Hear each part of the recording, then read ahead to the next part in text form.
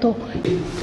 Assalaamu calaykum waraxmatullaahi wabarakaatu. Anigoo ku hadlaya magaca BBB sida ay hore u sheegeen guddiga ururka waxaanu halkan u diraynaa bogaadin iyo soo dhaweyn dhammaan ummadda Soomaaliyeed meel kasta ay joogaan.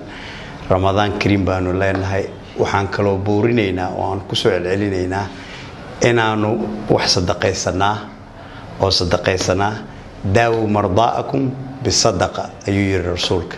marka walaalayaal BBB waxay halkan u taagan tahay ee juhdi weyn u gelinaysaa inay wax sadaqaysataa.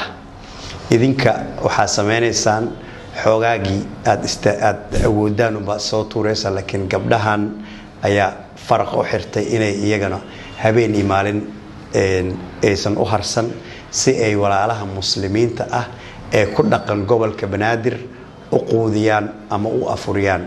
BBB waxay u taagan tahay ummadda Soomaaliyeed gaar ahaan ummadda ay dhex joogto ee gobolka Banaadir inay dhib kala qaybsataa afurinta nadaafadda gobolka Banaadir dhiig bixinta soo dhaweynta iyo maxaa la dhahaa taageeridda dawladii imaataba. aad ayaan ugu mahad celinayaa.